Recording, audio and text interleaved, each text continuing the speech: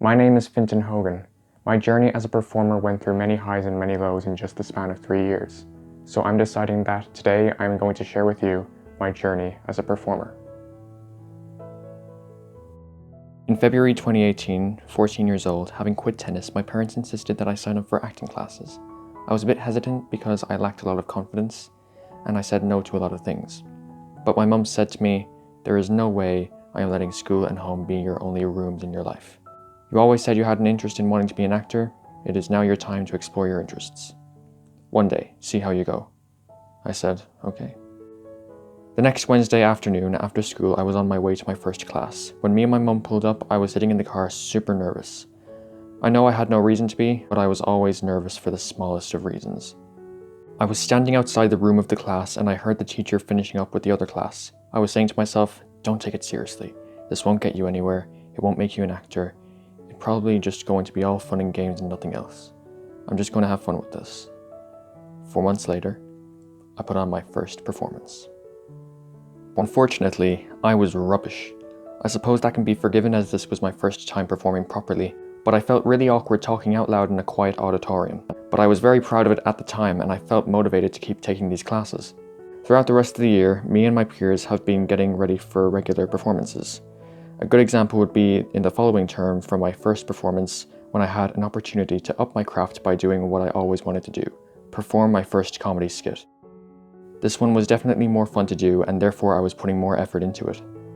That one motivated me even more because it was a massive boost in confidence and enjoyment from me from the previous performance. I wrapped the year up with a skit I had to write myself. I saw this as a great opportunity to use all the imagination in my head. I was given a piece of paper with a list of ideas for a setting on it. The word disco stood out to me the most because so many funny things can happen at a disco, particularly embarrassing things.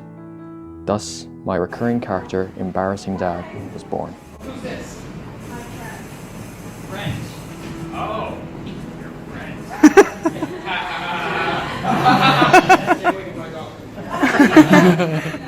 I made it a tradition to bring this character back every year since the sequel in 2019.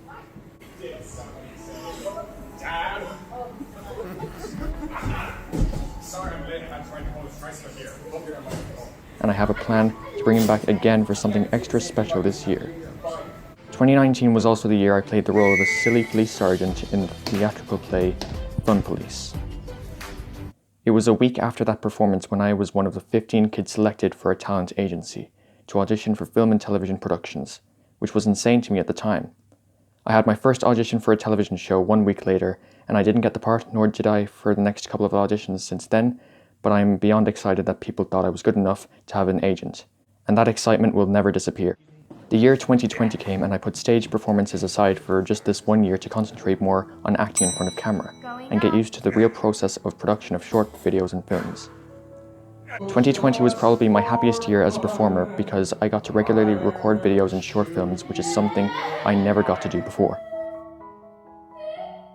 And especially since I got to meet a co-star named Will that appeared in many of my videos since we became very good friends on and off camera. We performed together in a mini-series that I, still to this day, am very proud of. This mini-series is of course Roddy and Riley. Hey, what's the big idea? Look, now the pain from your foot is gone.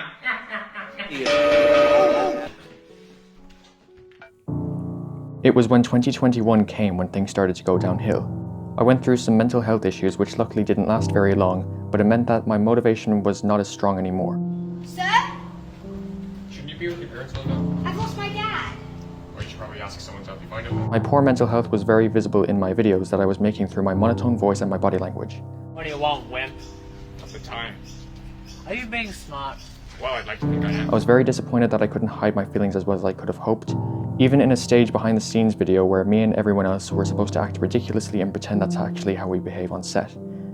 I thought it would be funny to portray myself as someone who is constantly depressed and just sits there unenthusiastically. Although that was supposed to be a joke at the time, there was some truth that went into it, and nobody knew. After I talked to someone about what I was going through, I felt like I was being reborn, and all of a sudden everything mattered to me again.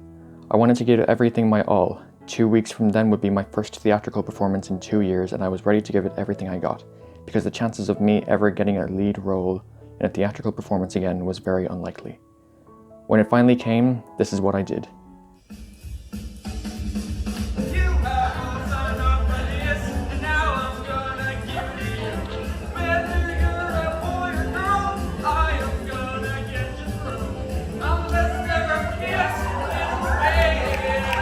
I was back.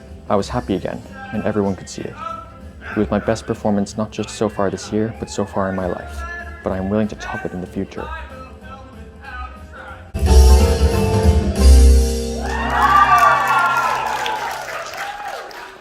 We got through to the finals, which was on the following Friday, and I won a Best Performer award. This performance motivated me to keep doing what I love and give it my all. And if I'm ever feeling down, I should always be open about it with my family and peers, because I never wanted to bring my hard work down ever again. Crap, bye-bye. Don't be like him, do better.